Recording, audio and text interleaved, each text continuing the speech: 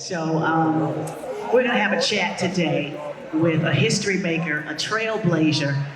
Janis Kearney is here today, and I say history maker, and you all already know who she is, but just as a reminder, the very first presidential diarist in U.S. history. Can we get a round of applause for that? Thank you. In U.S. history, chronicling the day-to-day life of President Clinton. But we're gonna just talk about your work and tell us a little bit about why and when did you start writing? Because people, once you get on the radar, they say, oh, a new writer, but 9 times out of 10, you've probably been writing your whole life. So tell us more about that. I have absolutely been writing my whole life. I knew when I was very young that I would be a writer. But I did a lot of other things before I put on my author's cap. I grew up in a small town, and my parents were amazing because they raised 19 children. We were cotton sharecroppers, so we lived an impoverished life, but a rich one because my parents taught us all the values that we would need for the rest of our lives. My father was an amazing storyteller, and I decided after listening to his stories all of my childhood that I wanted to be a writer, that I wanted to be a storyteller. And that's what set in my heart for all those years until I went through everything I went through and ended up in 2001 creating a small publishing company and publishing my first book, which is Cotton Field of Dreams. And I call Cotton Field of Dreams my love letter to my parents because it's all about my growing up down in Southeast Arkansas and becoming what I had dreamed of being, becoming a writer. But on the way to that, I was able to do some pretty significant things. Thanks for their teachings and their telling us that with faith and belief in ourselves, we could do just about anything that we wanted to do. So your memoir, and I'm looking at who wrote the foreword for your book. William Jefferson Clinton, who was my boss for 8 years. We kind of know him. Okay. So do you want to tell us a few nuggets in there in that book? Because that's your memoir. Those are your stories, your dreams, your memories. Absolutely. This book was published in 2004, and the first actual book signing that I did was at the Clinton Presidential Library when he opened his library in 2004.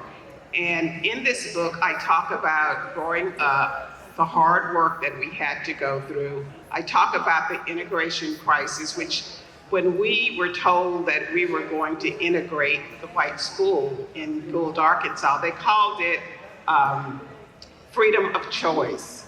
And my parents sent us to that school because they believed that we would get a better education. And I talked about the positives and negatives of integration.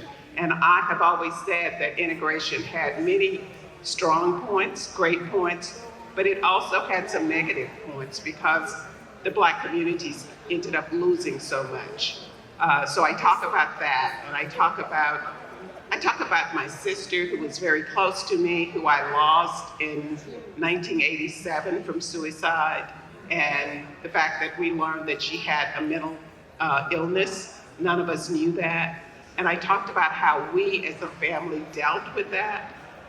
And when I wrote this book, a lot of the people from all over the country, what they wanted me to talk about when I went out to talk was about those two issues: mental illness and how Black families deal with it, and suicide, because those were taboo. In many places, they're still taboo.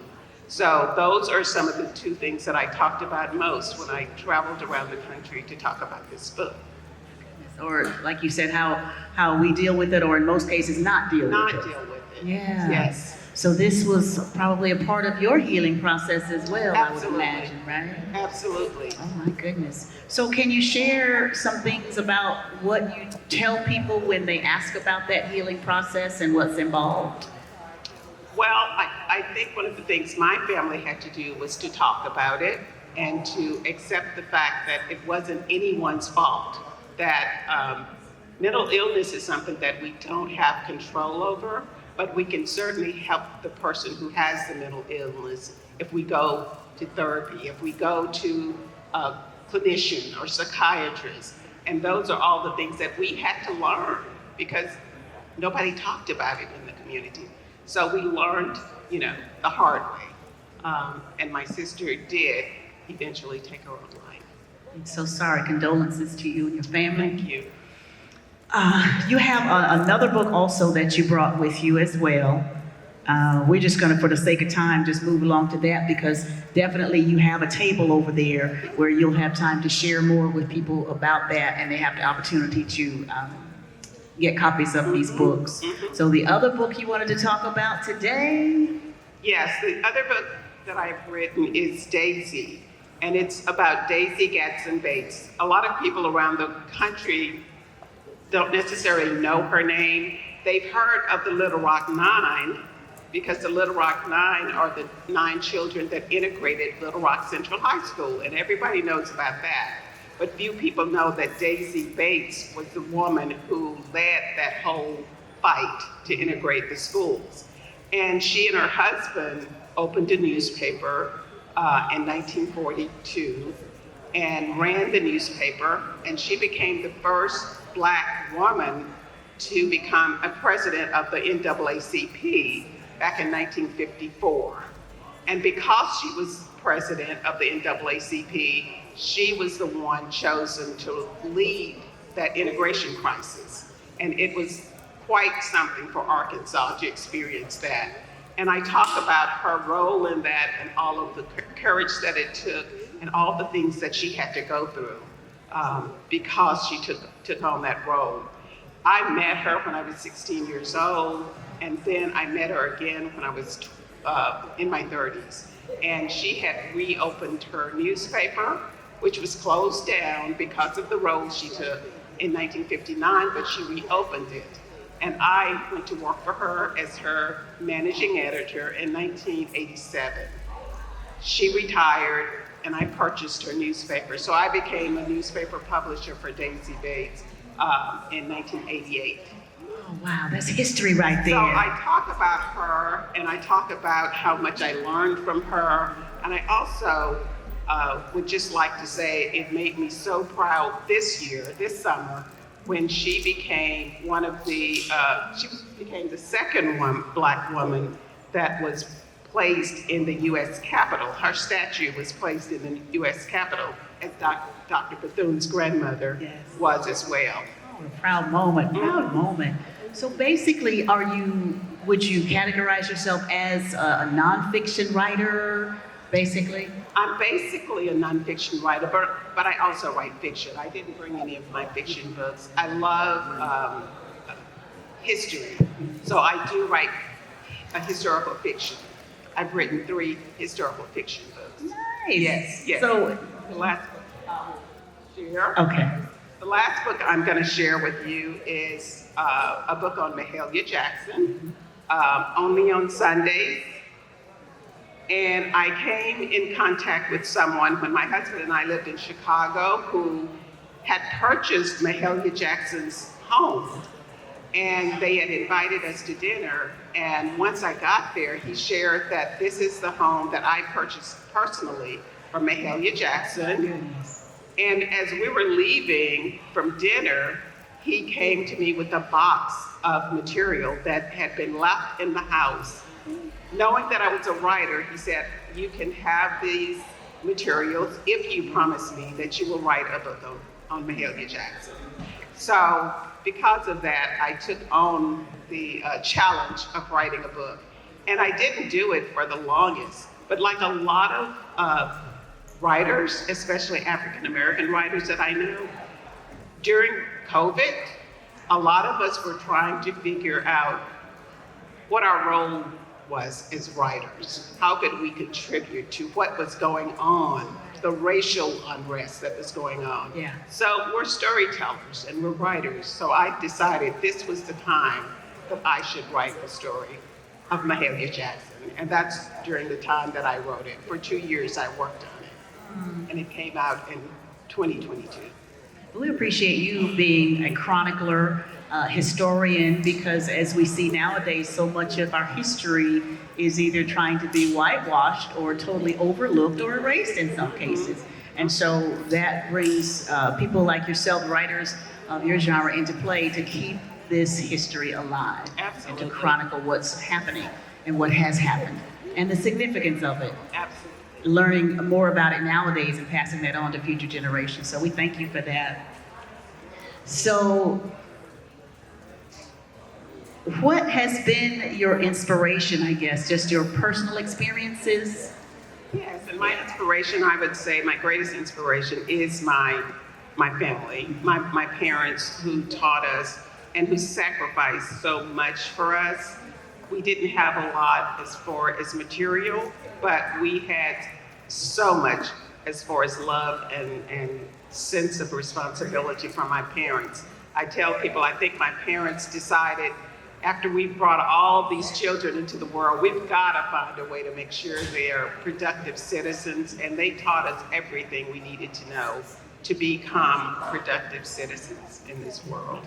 Bet your family reunions were a whole lot of fun, right? We have family reunions every year, I bet. and they keep getting bigger and bigger. Oh my goodness, I would imagine so, but there's nothing more beautiful than families coming No. together, right? No, Absolutely.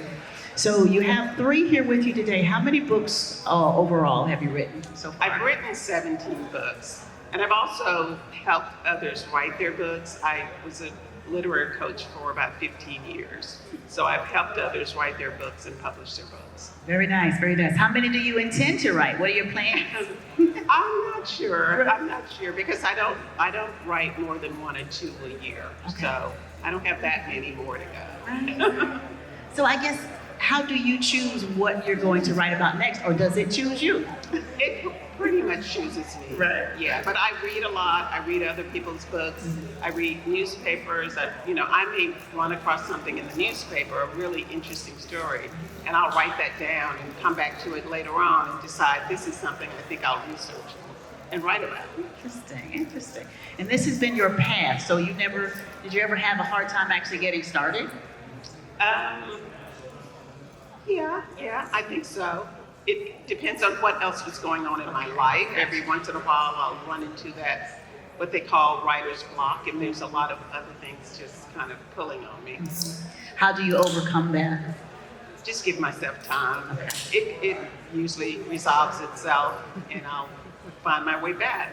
Just a temporary stuck. Yes. Don't stay there. Yes. Okay, amazing. So we're going to go ahead and ask if there are any questions for Janis Kearney today. Anyone have any questions? What is? Yes, Miss Brenda Jackson. First of all, congratulations. Thank you. It's been a dream of mine. He's going to bring you a mic. Thank you. It's always been a dream of mine to write a book about Betsy Cole. Oh, wow. Oh, And that's not what I normally write. Right. And only because she took her last breath in Jacksonville, Florida. Oh, my goodness. That last air show that she performed in, a plane went down in Jacksonville, which is now the site of the school. Okay. School in Jacksonville. Uh-huh. So for some reason, I've always been connected to her. I've done research on her and all of that. So I don't want to do her autobiography. So how do you mix the truth with the fiction to make it interesting? Because I want to tell her story, but then I want to put some good stuff Right. in it too. right. Well, How do you go about doing that? you're talking historical fiction. That's what that is. Yes, ma'am. And you used your storytelling craft, your storytelling gift that you have, and you just mix it with the reality. I've written 2 historical fictions, and what people must understand is that you do all the work. You make sure that you have the true story, but you use your storytelling gift to make it interesting. Even my memoir, Cotton Field of Dreams, people have asked me, is this true? Because it's such a good read. It's such a great story. I use what God gave me as a storyteller to tell my stories. Everything in here is true, but I write it in such a way that people will think that it is not true because it's such a great story. So I know you can do it because you're a great storyteller, and you just add in there all the truths. And that will be a wonderful story because you're working with a wonderful story, Miss Bessie Coleman. So you can definitely do that. I'm ready for that. I'm waiting, let me know.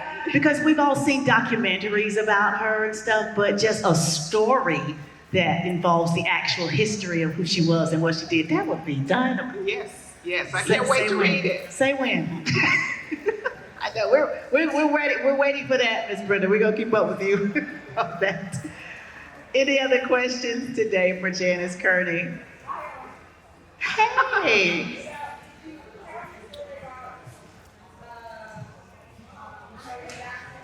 Yes, I did talk She about did. Mahalia Jackson. Yes.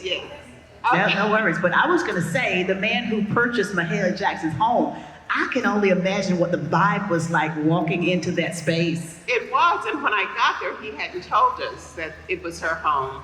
And we kept saying, wow, there's such a spirit in here, such a feeling in here. We love this home. And he waited until the end of dinner and told us this is Mahalia Jackson's home. And he told us the story of how he purchased it from her. And so we were getting ready to go home, and he said, wait, let me go upstairs. He went upstairs and came back with this box. And he said, when we got here, they had left this upstairs. Of course, she didn't do her packing, somebody else did, Right. But they had left, and it wasn't the only box, but this box he brought down to us. And he said, you can have this, but you have to promise me that you're gonna write. Can you about share her. some of the items that were in the box that you got? Lots of letters. There were some personal items of hers, things that she had written on. There were contracts. There were music that people had sent her and asked her would she sing it. I'm sure original songs. There was lots of programs that she had done with Martin Luther King and lots of different people. So there was lots of things for me to go through. In addition to the book that you wrote about that, where have you been able to preserve those particular items? Yes. Yeah. Yes. When I was in Chicago doing the book launch, I promised they have a new Mahalia Jackson, they have a new gospel museum in Chicago. And the person who founded that museum came to me and asked, would I donate the materials to them? And I told them that I would at some point. So that's probably where they'll go. That's exciting. That Yes. is exciting. Any other questions for Janis Kearney today? And you're going to be here with us the rest of the day. I will. Thank you. So how can people contact you or stay connected with you? Oh, I'm sorry, we have a question. I'm so sorry, darling. Thanks for the mic. Hey, thank you. Thank you for sharing about your sister. That was very impactful. Thank you. I know that mental illness is real and it's happening to a lot of us in our families. And I wanted to find out what happened to your sister. How did that, what was the learning or teaching from that for your family? I know you mentioned therapy, but did other family members then say, okay, this is something I need to look into as well? Sure. I think what we realized is that, and we'd never thought about it before, but we realized that mental illness does kind of go through families, from family to family. And since then, we've learned that some of the younger members of the family have illnesses. But thank God they kind of try to address them when it first appears, and they go to therapists, and they take their medicines. And I think we all learned from Joanne. That was the first time that we had come in contact with real mental illness in our family, and I think we all took it to heart, and we talk about it now, and we share things that we go through, and I think that's something that families have to do. Yeah. Just being able to learn from it, recognize the early symptoms and signs, and now you can move forward with knowing what to do. Absolutely. That's good. Absolutely. It's a learning process. And yes, sir. Can we bring the mic over again? Thank you. Good afternoon. Good afternoon. You mentioned the term historical fiction, and I just would like to know, where are the boundaries in terms of history versus historical fiction? Fiction versus historical fiction. Well, Yes. fiction, Miss Brenda Jackson is a fiction writer. She writes novels, and it comes from you make it up. It's a story that comes out of you. Historical fiction is based on real life. It's based on a story that's real. So a person who wants to write a historical fiction is going to use research and material from the real story, the real life story. But you might want readers that may not read a history, just a straight history book, to read this. So you're going to use your creative writing. Some people even call it creative nonfiction. You're going to use your creative writing skills to make it feasible, make it interesting to the average reader who may not be interested in plain, blunt history. So you embellish it. How? You embellish it, but you don't you tell the truth, but you use your creative skills. You make it more interesting. But you sell it in a way. You use your storytelling skills, yes. Yeah, without changing historical Without facts. changing history, yes. Maintain the process. Yes, sir. And you use what you want to. You're not going to use everything that you researched and found, but you're going to use enough to make that story full and make it, interesting. Yes, ma'am, Ms. Jackson. Got another question. Uh-huh. When you write about historical fiction, do you have to get an approval from that person's family to write about them and let it be known I'm writing historical fiction? Mhm. I'm gonna embellish it or whatever. Mhm. Do you have to get permission from that person's family that's still living? And the family that's still living. And I haven't written about anybody that's still living, but I have reached out to the families. Some people say you don't have to if the person is no longer living. But some people say it's best to, so that they won't come later and question, why are you writing about my family member? So I did reach out to Mahalia Jackson's estate. That's who I reached out to. And they, at the time, they were actually working on a movie. If you remember, there was a Mahalia Jackson movie that came out right during the same time that I was working on my book. And they said, we can't help you, but we certainly support you if you want to write the book. We're not going to give you any information, but we don't have any problem. And so I wrote the book, and later on, they gave me a blurb to use in the book, which was good. Yes. That's out of respect too, I would imagine, yeah. Mm-hmm. Absolutely. Does she have her hand? Is your hand up, dear? Oh. No? Okay. Any other questions? We thank you for being brave enough to come in Wildcat territory, decked down in your Rattler gear. Welcome. You brave. But in this space, it's all one HBCU love. That's all that is. Thank you very much. Again, how can they contact you once you leave here? I have a website. You all can connect with me on www.writing. No, I don't use the whole word. I use wowpublishing.org. wowpublishing.org. And you can even email me through that website. Nice. Thank you so much. Round of applause, Janis Kearney. We thank you for your work. And again, Thank you congratulations. for the wonderful interview.